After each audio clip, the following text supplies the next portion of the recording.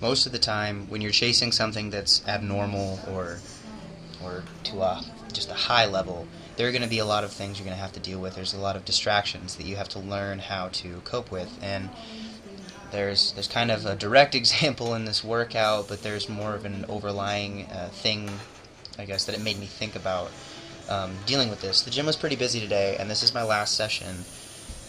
This is the heaviest group of squats that I will do in the base meso phase because it's the last session and it's the heaviest session. And so I had 550 for 7 triples today, and I was really forced to keep my focus when there was a lot of things going on that were distracting. There was a lot of people that were walking in front of me, and some, it's their gym too, and I have no ill will or feelings about them. But it's one of the reasons that I face away from the mirror is to help myself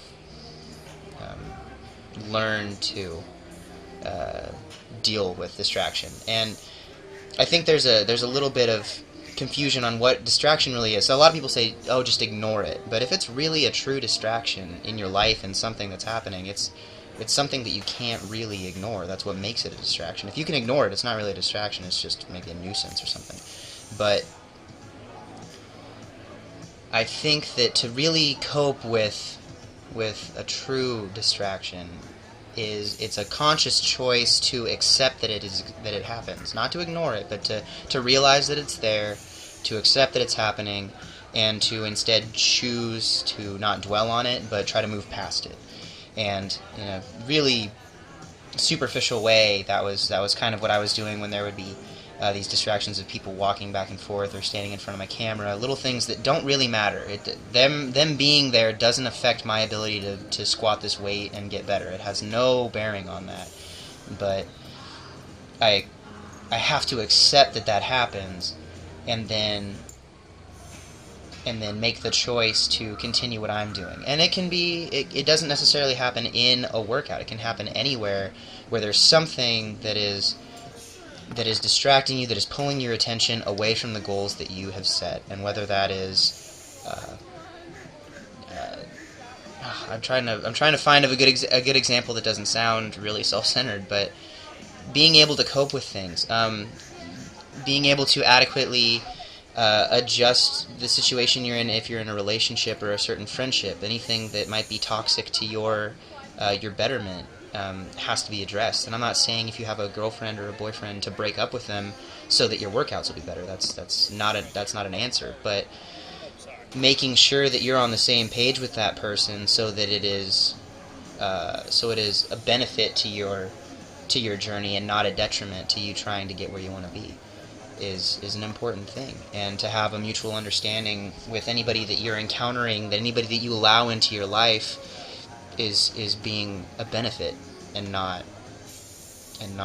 a leech on your energy and on your happiness and on the goals that you're wanting to set. I think that's one of the most important things whenever you determine your friend group or whenever you determine who you spend the most time with, or what you're doing in that time. If you're hanging around people and doing things that are taking away from what your ultimate goal is, it's a choice. A lot of times people say, what are you willing to do to win? What are you willing to do to be successful? But I think ultimately it's more, what are you willing to give up? What are you willing to not do? Are you willing to stay in on the weekends and focus on mobility work, or to do homework, or to practice? Are you willing to give up those other things that pull you away from getting to where you want to be? And I guess that was something that was kind of in my mind while I was going through this, and just, it was brought up by something as silly as people walking in front of my camera. Which, again, I'm not upset at them. It's not, it was something that was happening, and I was just putting myself, back into the mentality of, you deal with it. Afterwards, I finished those 7 sets, and then I had my 4 singles here at 625. Definitely was pretty shot, so these are really slow off the ground, but the pulls themselves weren't hard. They were just really slow and ugly. So that's the base meso phase. I have finished it. That is the 3rd time I've gotten through it, and I'm ecstatic to be done. I'm going to have a pretty short switching phase. I may not even get a chance to do any kind of testing in between because February is a short month this year, and so the meet's coming up way faster than originally anticipated, and we're just going to make it work. So I'm going to be starting the intense phase before too incredibly long, so stick around, and hopefully we will have a successful run at this meet on March 1st.